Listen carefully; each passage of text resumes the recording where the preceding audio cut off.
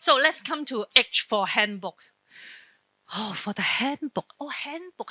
What's the primary handbook? We don't have handbook in our kindergarten. But for the grown-up primary student, they have a handbook. This handbook is for communication of homework and notices. Oh, let's see this real example. This is the handbook of the model handbook in the classroom. Because in the primary school classroom, they have a board like this. And on this board, for example, it's like here. It will be in this TV screen there. And then the teacher will write down the first line, the second line, the third line, like that. So what's the first line here? The first line is about Chinese subject. For this Chinese subject, the teacher wrote, you have to do the supplementary exercise book, page what and what. And then you have to do corrections. It's a long sentence here. And then this is the child's example. For the child, he write down this. And the only correct word is this word. It means Chinese. And then this is also very close to the correct word, correct character. And then all these, the numbers are okay. The numerals are okay because they are not Chinese. They are the Roman numerals. All of us can write Roman numerals, but it's difficult to write Chinese. Easier to write English, but difficult to write Chinese. But the most easiest is numerals, the Roman character. All of us learn Roman character first. Okay. And then the second second row is mathematics. For mathematics, it talks about the exercise. And then you have to do the 4 exercise on 4 pages. And then you have to find out self-correction. You have to do the self-correction. That means you have to look up the answers for yourself and mark your own exercise. See whether it's correct or wrong. And then you have to do the correction. But then you find that the child write these. They are not characters. They are a patch of lines. So difficult for the P1 child to write.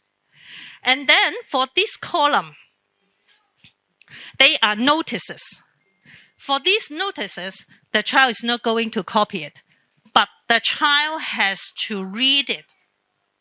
So for the handbook, it's an activity of reading and writing. The child has to read all these notices and understand and remember. And they cannot, and then when they go home, they can tell you if they can read all this. And then for these, they have to do the writing. But then it's in this way. You cannot read now. First of all, maybe you cannot read Chinese. So it's also difficult for you. So the child has to know what he or she has written and then tell you. The handbook is for planning also. Because there are 2 homework to do, 2 items. So you have to plan. We do which one first? We have to plan. Planning is very important. We plan all day because we understand that we plan to wake up at 6:30. We plan to get out of home at 7 o'clock, like that. Planning. We do this first, and then we do that. After that, we do this. After that, we do this. The priority, the schedule is very important.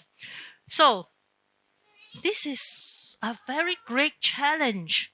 And I will say this is the biggest challenge to you because Chinese writing is our Chinese is our second language or a foreign language to us. So it's more difficult for us, isn't it?